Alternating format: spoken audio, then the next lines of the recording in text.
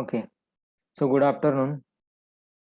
So in the last lecture, we have already started the discussion regarding the classification of dyes on the basis of modes of applications. And we have seen this chart where there are broadly two types of the dyes.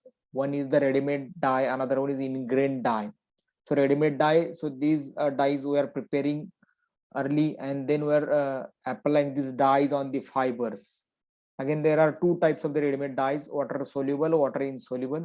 Similarly, at the another side, we have seen one more type of the dye, that is ingrained dye, or it is also called as developed dye.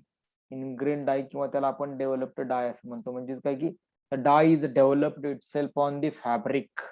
तर तो fabric वरती डाय develop केला जातो. And there are further subclasses of each type of the dye. And I think that already in the last lecture we have started the just one. Okay, just 1 minute.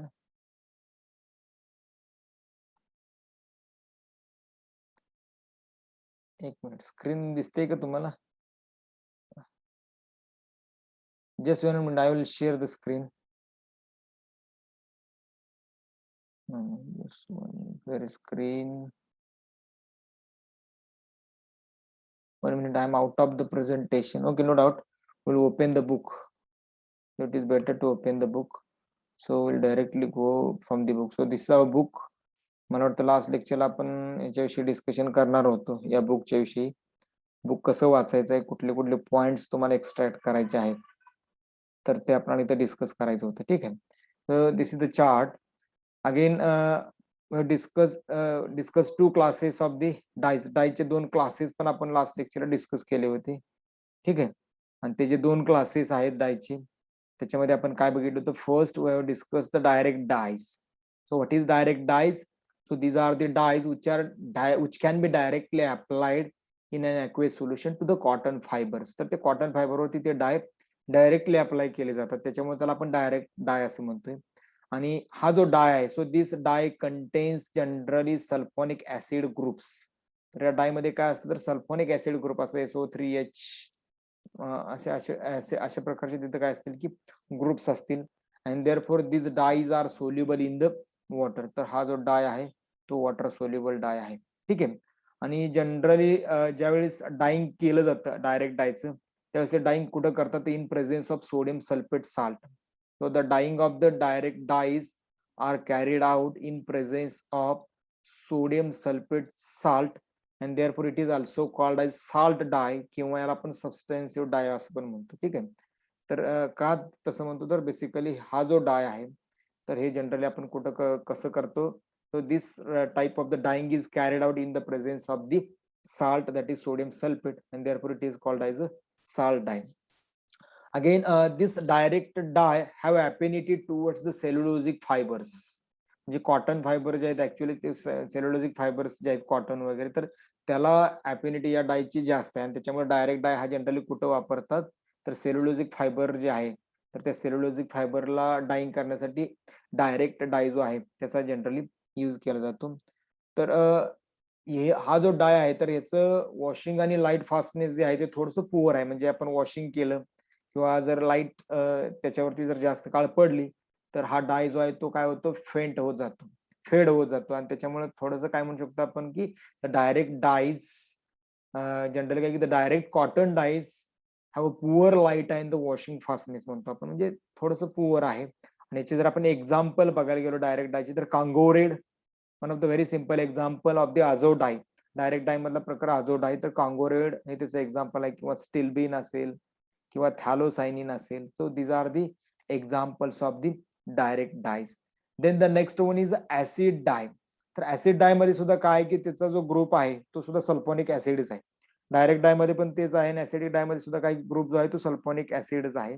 आणि basically sulphonic acid किंवा बऱ्याच वेळा phenolic group पण असतात अशा प्रकारच्या acid डाय मध्ये. आणि हा जो डाय आहे, तर बेसिकली कसा असतो? तर it is in the form of the salts of the phenol or the phenolic compounds or the salts of the sulfonic compounds. म्हणजे SO3Na किंवा काय असेल की ONA. तर या साल्टच्या फॉर्म मध्ये हे जे डायज आहेत, तर हे बेसिकली ऍसिड डाय आहेत. आणि हे जे डाईज आहेत तर याची अफिनिटी कोणाकडे जास्त आहे. So this dies shows more affinity towards the fibres like wool, silk and leather. म्हणून आपण त्याला काय म्हणू शकतो की प्रोटीन फायबर्स जे आहेत तर अशा प्रकारच्या फायबरची अफिनिटी जे आहे तर हे डाईज बेसिकली काय करतात की जास्त दाखवतात. आणि do not show much affinity towards the cotton. Cotton कडे या डायची अफिनिटी जी आहे ती जराशी कमी आहे. आणि जर हे डाय आपल्याला कॉटन वरती अप्लाय करायचे असतील, suppose we want to apply this dyes on the cotton fibre, तर जनरली मग त्याला आपण मॉडर्न वगैरे यूज करून काय करू शकतो की वापरू शकतो. ठीक आहे. तर हे जे डाईज आहेत त्याला ऍसिडिक डाय का म्हणतात, तर basically these dyes are applied to the fibres from an acidic bath which contains dilute sulphuric और ऍसिटिक ऍसिड. डायल्यूट सल्फ्युरिक किंवा ऍसिटिक ऍसिडचा बाथ असतो आणि त्याच्या थ्रू ऍक्च्युअली काय करतो की तो डाय जो आहे तो आपण फायबरला म्हणजे दिला जातो. तर ऍक्च्युअली याच्यामध्ये जे फोर्सेस आहेत, बाइंडिंग फोर्सेस, ते आयोनिक टाइप बाइंडिंग फोर्सेस आहेत. म्हणजेच काय की dye will form ionic type bond with the fibre and the dye will attach to the fibre. तर त्याला आपण जनरली काय म्हणतो ऍसिडिक डाय. तर ऍसिडिक डायचे आपण जर एक्झाम्पल बघायला गेलो तर there are some nitro dyes just like a picric acid, naphthol yellow, or there are some azo dyes just like a metanyl yellow किंवा orange second. So these are the examples of the acid. हे थोडंसं बघा लक्षातच ठेवावं लागेल, याला दुसरा काही पर्याय नाही आपल्याकडे. जर एमसीक्यू ला जर हे क्वेश्चन्स आले तर यू मस्ट रिमेंबर, क्वेश्चन असेच असणार आहेत बघा. दिलं जाईल की which of the following is acidic dye. Picric acid दिला असेल किंवा नॅप्थॉलिक येलो दिला असेल किंवा आझो डाय दिला असेल आणि ऑल ऑफ दिस म्हटलं असेल किंवा ह्याच्यातला एखादा दिला असेल आणि बाकीचे दुसरे दिले असतील, तर तुम्हाला कुठला डाय आहे ते तुमच्या लक्षात यायला पाहिजे. Then the next class is the basic dye. Simple आहे की ऍसिडिक डाय मध्ये ऍसिडिक ग्रुप असतात, सल्फोनिल, फिनॉल. तर बेसिक डाय मध्ये काय की there are groups of the amine or the derivative of amine. Amine किंवा अमाइन डेरिव्हेटिव्ह जे कलर बेसिस असतात. आणि हे जे डाईज आहेत when it is treated with acid the dyes formed, म्हणजे थोडक्यात काय की कॅटायनिक फॉर्म मध्ये डाय आहेत. म्हणजे हे डाय कधी तयार होतात, so when it is treated with one of the acid, कुठल्या तरी एखाद्या ऍसिड बरोबर ट्रीट केलं तर एक साल्ट तयार होतो आणि the salt is actually the dye. म्हणजे हा डाय कुठल्या फॉर्म मध्ये असतो, तर it is in the cationic form. Acid dye हा अनायनिक फॉर्म मध्ये असतो. जसं remember acid dye it is in the form of anion. Acid dye anionic form मध्ये असतो आणि बेसिक डाय जो आहे it is in the cationic form. आणि हा सुद्धा डाय तसाच आहे की it can be directly applied to the protein fibres as like acid dye. म्हणजे काय असेल, वूल असेल, सिल्क असेल, लेदर असेल, तर या फायबरवरती बेसिकली लावला जातो. आणि basic dye also shows poor affinity towards the cellulosic fibres. Similarly acidic dye पण पुअर अफिनिटी दाखवतो, बेसिक डाय पण पुअर अफिनिटी दाखवतो. आणि त्याच्यामुळे आपल्याला इथे इंटरमिडिएट कंपाऊंड वापरावा लागतो, त्याला आपण मॉडर्न असं म्हणतो. मॉडर्न काय आपल्याला बघायचंय, पुढे क्लास आहेत मॉडर्नचे. मॉडर्न हा एक वेगळा क्लास आहे मॉडर्न डायचा. तर त्या तिथं आपण काय करूया की डिस्कस करूया. तर टॅनिक ऍसिड वगैरे अशा प्रकारचे मॉडर्न यूज करून आपण काय करू शकतो, we can dyeing by the basic dye on the cotton fibre. Actually काय म्हटलं मी की acidic dye, basic dye shows lower affinity towards the cotton fiber, but we can dye the acidic or basic dyes on the cotton fiber with the help of some moderns. तर moderns use करून आपण काय करू शकतो की वापरू शकतो. आता just like a basic dye, acidic dye, basic dyes also shows or basic dyes also shows very weak fastness to the light. म्हणजे वॉशिंग केलं अंडर लाईट ते फार काळ राहिलं तर काय होतं की the dye becomes fade as like acidic dye. Acidic dye सारख्या त्याच्या प्रॉपर्टी ज्या आहेत त्या नियर अबाउट आहेत. ठीक आहे. तर हा जो डाय आहे तर याला सुरुवातीला जनरली सिंथेटिक डाय पण असं म्हटले जायचं. कारण हा जो डाय आहे तो सुरुवातीला पार्किन मून सिंथसिस केला होता आणि त्याच्यामुळे याला सिंथेटिक डाय असं म्हणतात बेसिक डायला. म्हणजे सगळ्यात सुरुवातीला हा डाय जो वेळेस बनवला गेला तर सगळ्यात सुरुवातीला हा बेसिक डाय बनवला गेला होता आणि पार्किन मून तो बेसिक डाय बनवला होता आणि त्याच्यामुळे बेसिक डायजला कधी कधी सिंथेटिक डाय असं पण म्हटलं जातं. And these are the some examples of the basic dye. That is triphenyl methane dye असेल, त्याला क्रिस्टल व्हायलेट किंवा मॅलाकाइट ग्रीन असेल, मॅग्नेट असेल, झॅन्थिन असेल किंवा रोडामाइन बी असेल, थायाझिन डायज असतील, त्याला आपण मिथिलिन ब्ल्यू वगैरे त्याच्यातले एक्झाम्पल आहेत. आता तुम्ही म्हणणार हे कसं काय पॉसिबल आहे की सगळं लक्षात ठेवायचं. हे बघा, you are the student and for the examination purpose you should have to remember some things. काय एक्झामिनेशन पर्पज साठी काही गोष्टी तुम्हाला लक्षात ठेवाव्या लागतील. There is no any other option. थोडंसं पाठांतर म्हणूया आपण, काय पर्याय नाही, पण पाठांतरासारखा जो प्रकार आहे तर तो प्रकार थोडासा आपल्याला इथं काय करावं लागेल. अदरवाईज एवढं सगळं कन्फ्युजन होण्याची शक्यता जास्त आहे, मलाही माहिती आहे, कारण माझं स्वतःच पण होतं. आणि त्याच्यामुळं काय की थोडंसं वाचावं लागेल, लक्षात ठेवावं लागेल, तरच हे थोडंसं अंडरस्टँडिंग जे आहे ते होऊ शकतं. Then the next type of the dye is the developed dye or ingrain डाय. आता बघा इथं तुम्हाला जो चार्ट दाखवला त्या चार्ट नुसार आपण इथे डिस्कशन करत नाही, तर वेगवेगळ्या डायचं फक्त मिनिंग बघत चाललोय, पण त्या डायचे काही एक्झाम्पल्स बघतोय, त्याच्यानंतर त्या डायचं अजून काही स्पेसिफिक इन्फॉर्मेशन असेल तर ते पण बघतोय. एवढंच आहे फक्त. प्रत्येक डाय काय प्रकार आहे ना ते फक्त आपल्याला समजून घ्यायचं आहे. आता बाकीचं काय आपण क्लासिफिकेशनचा चार्ट बघितलाय, त्याच्या व्यतिरिक्त वेगळं काही नाही. फक्त त्याच्यामध्ये दिलेले जे डायचे टाइप्स आहेत तर ते टाइप्स थोडेसे आपण काय करतोय की डिस्कस करतोय. आता डेव्हलप्ड डाय जो आहे तर basically it is also called as ingrain dye. It is also called as ingrain dye. आणि याला डेव्हलप्ड डाय काय म्हणतात, तर these are the not readymade dyes.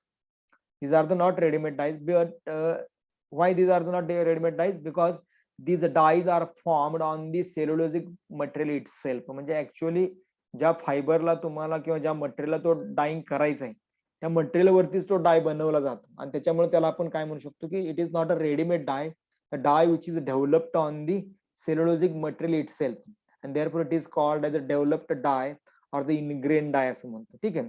तर ऍक्च्युअली काय करतात तर डेव्हलप्ड डाय मध्ये तर the fibre which is to be dyeing it is impregnated with the coupling component. आता कपलिंग कॉम्पोनंट म्हणजे काय की याच्यामध्ये बेसिकली काय की हा जो डाय आहे, डाय बरोबर आणखीन एक कंपाऊंड असतो, त्याला आपण कपलिंग कंपोनंट असं म्हणतो. तर तो कपलिंग कंपोनंट जो आहे तर तो कपलिंग कंपोनंटचं मेन काम काय की the coupling component will form diazonium salt. Coupling component काय करेल की जनरली काय करेल की तो तुमचा जो इनग्रेन डाय आहे तिथं ऍक्च्युअली फायबर वरती गेल्यानंतर तुमचा जो कंपाऊंड आहे म्हणजे इनग्रेन डाय आहे त्या डाय बरोबर कपल होईल, आणि डाय बरोबर कपल झाला का मग एक कंपाऊंड तयार होईल, आणि तो डाय ऍक्च्युअली काय असणार आहे की इनग्रेन डाय असणार आहे, जो डेव्हलप होणार आहे.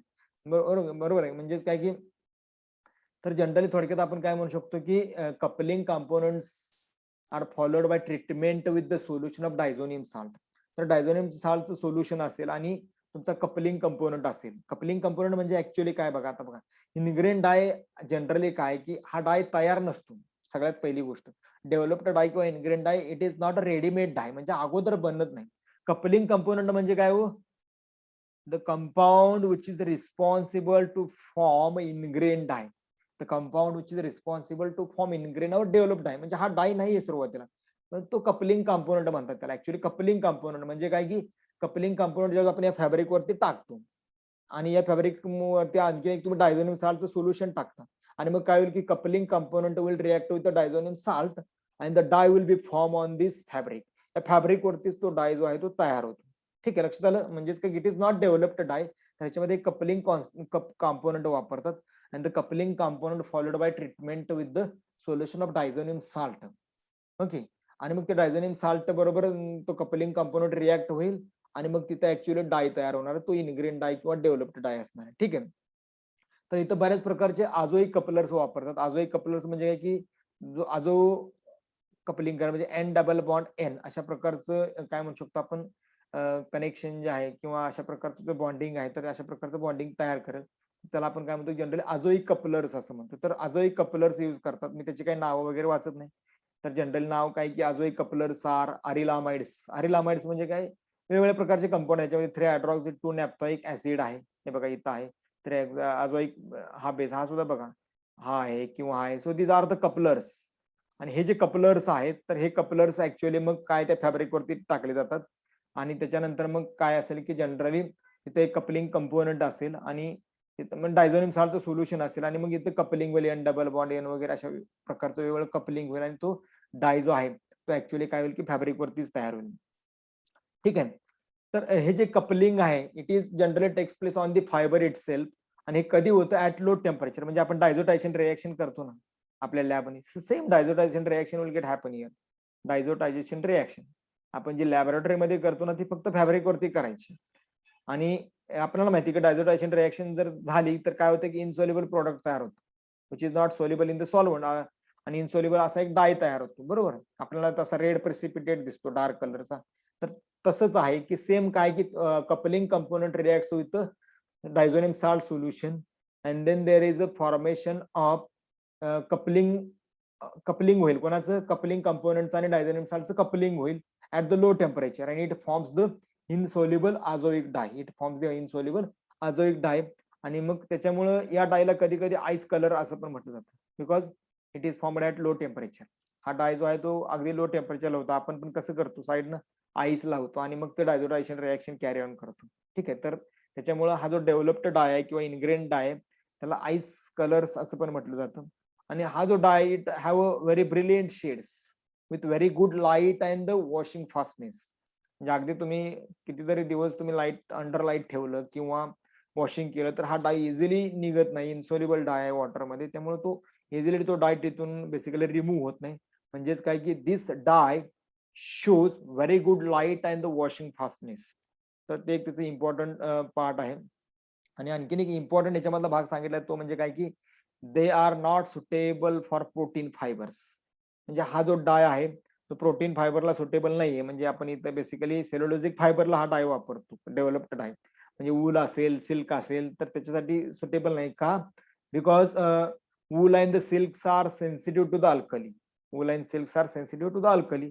आणि याच्यामध्ये अल्कली थोडस वापर असतो आणि त्याच्यामुळं अशा प्रकारचे डाय जे आहेत तर बेसिकली ते वूल आणि सिल्कला आपण वापरत नाही का, तर in the coupling reactions there is use of the alkalis. आणि कशासाठी, कपलिंग मेडे म्हणून तुम्ही अल्कली वापरताय, बरोबर. आणि मग अल्कली जर वापरत असाल तर त्या अल्कली काय करतील, it will damages the wool and silk. Silk आणि वूल डॅमेज करू शकतात आणि त्याच्यामुळं इनग्रेन किंवा डेव्हलप्ड डाय जो आहे तर हा डाय आपण बेसिकली काय करतो की वूल आणि सिल्क साठी वापरत नाही. ठीक आहे.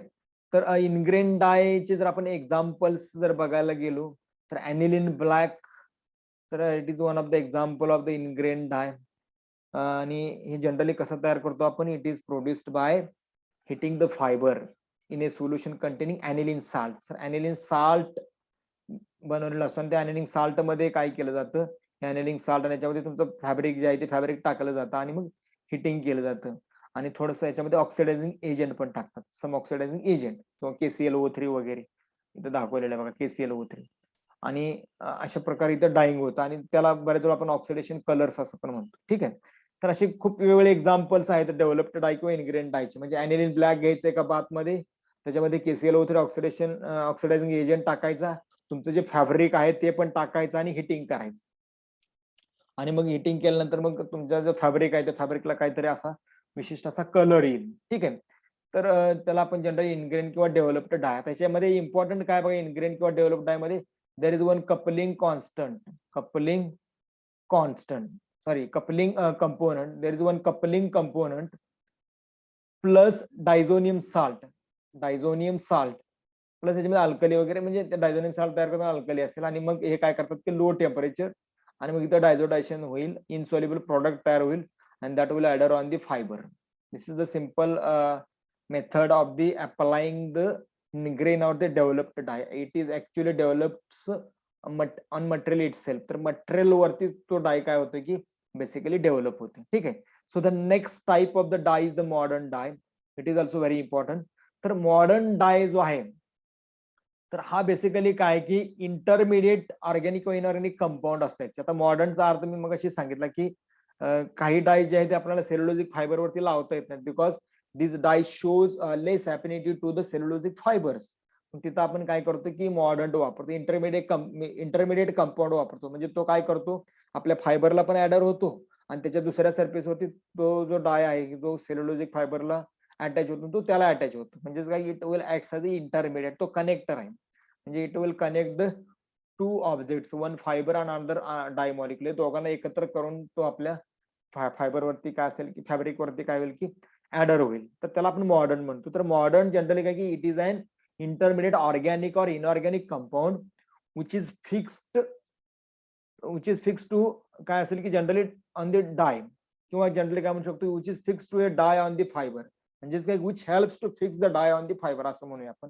म्हणजेच काय की modern Mordant, it is the intermediate compound. It is intermediate organic or inorganic compound which helps to fix the dye on the fabric. Which helps to fix the dye on the fabric. डायला fabric वरती fix व्हायला मदत करतो असा जो compound आहे, inorganic असेल किंवा ऑर्गॅनिक नेचर असेल तर त्याला आपण जनरली काय म्हणतो की मॉडर्न असं म्हणतो. तर मॉडर्न जनरली मॉडर्नची जी प्रॉपर्टी आहे तर मॉडर्न काय करतो तर modern dyes have the groups which are capable of forming a stable complexes with the metal atom.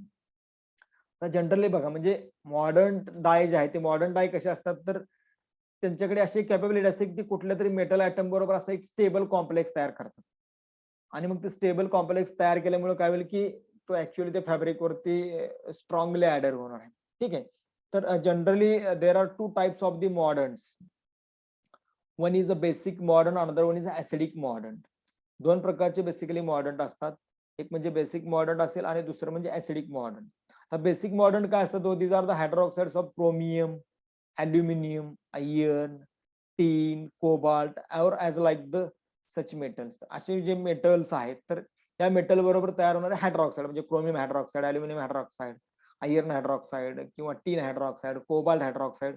तर हे जे सगळे कंपाऊंड्स आहेत ना, these compounds are called as a basic modern और these compounds work as a basic modern. तर ते basic modern म्हणून काम करतायत.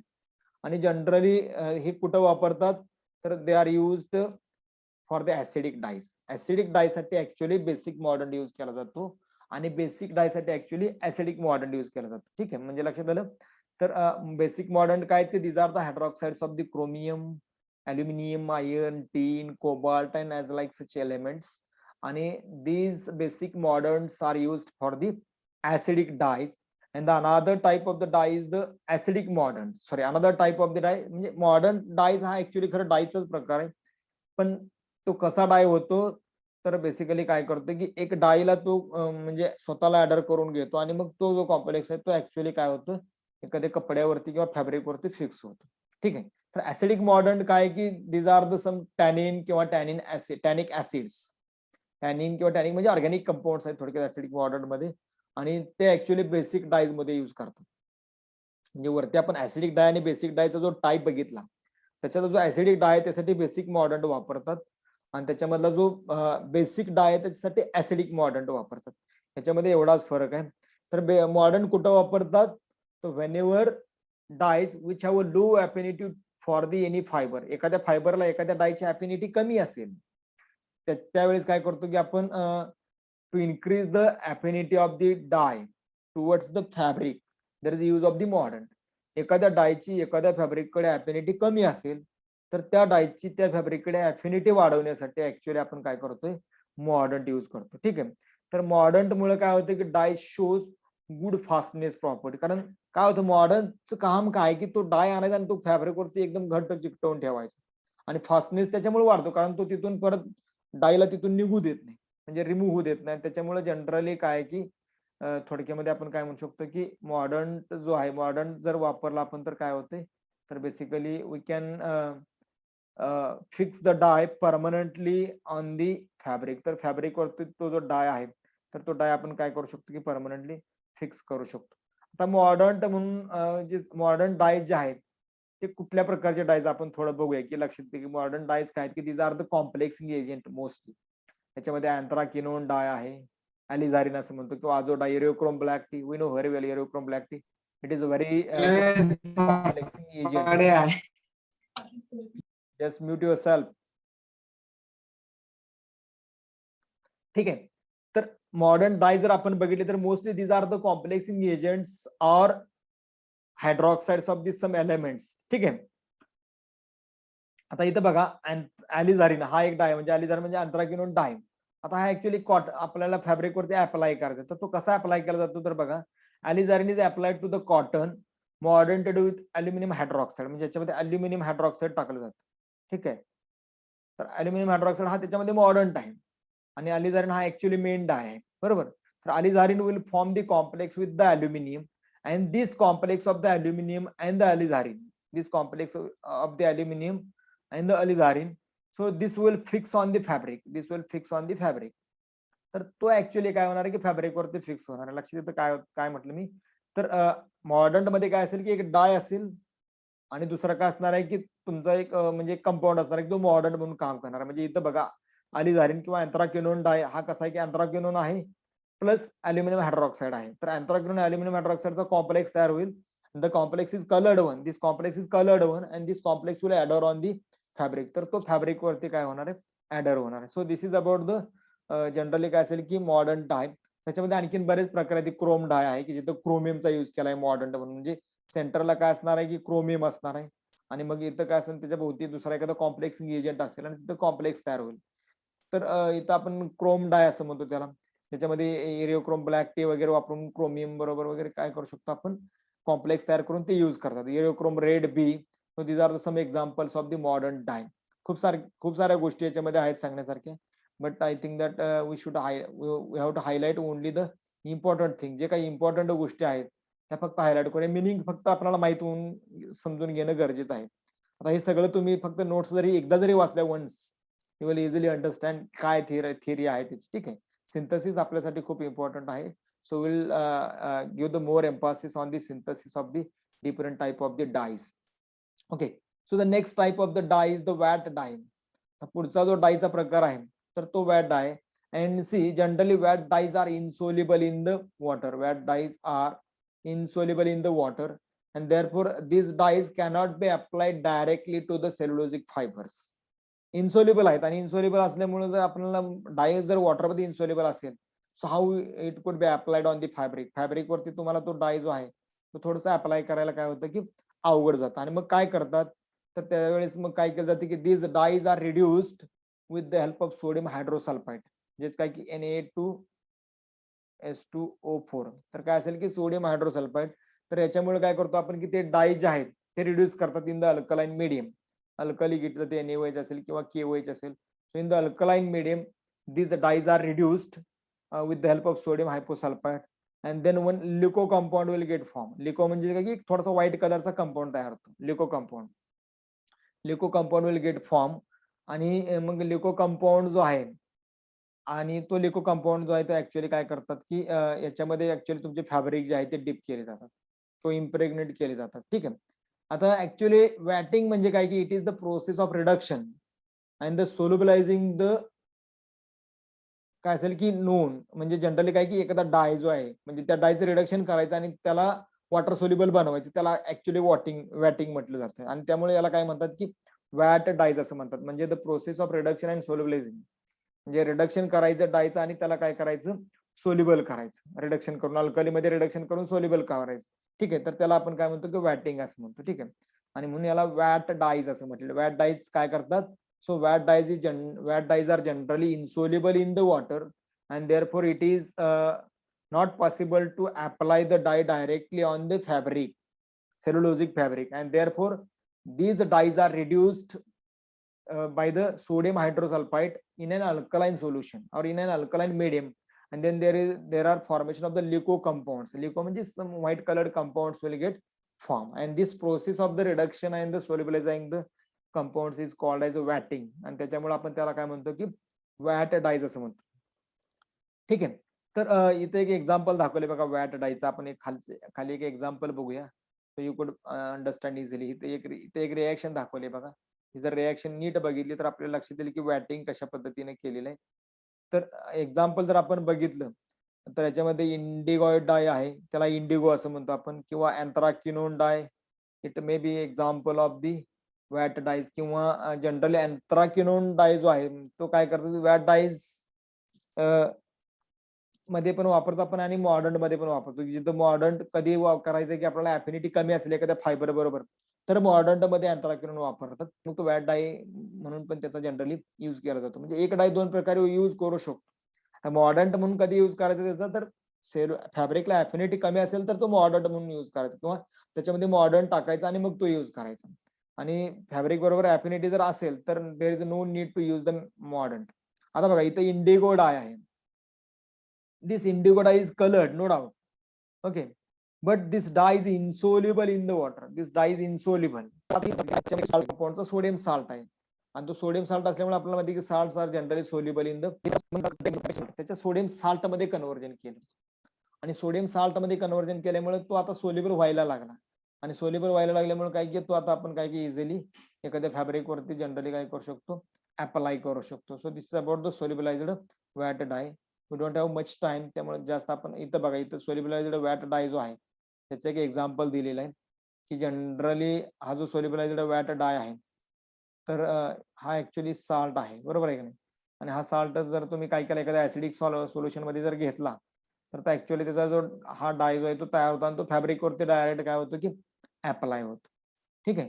So the next point is the sulphur dye.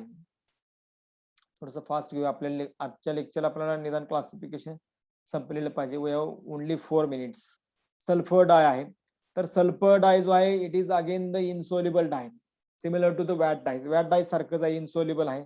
Again these dyes are reduced and solubilized by hot sodium sulfide in an alkaline medium. सेमच आहे, फक्त याच्यामध्ये काय की सल्फर डाय मध्ये इट कंटेन सल्फर, त्याच्यामध्ये सल्फर असतं आणि त्याच्यामुळे आपण त्याला काय म्हणतो की सल्फर डाय असं म्हणतो.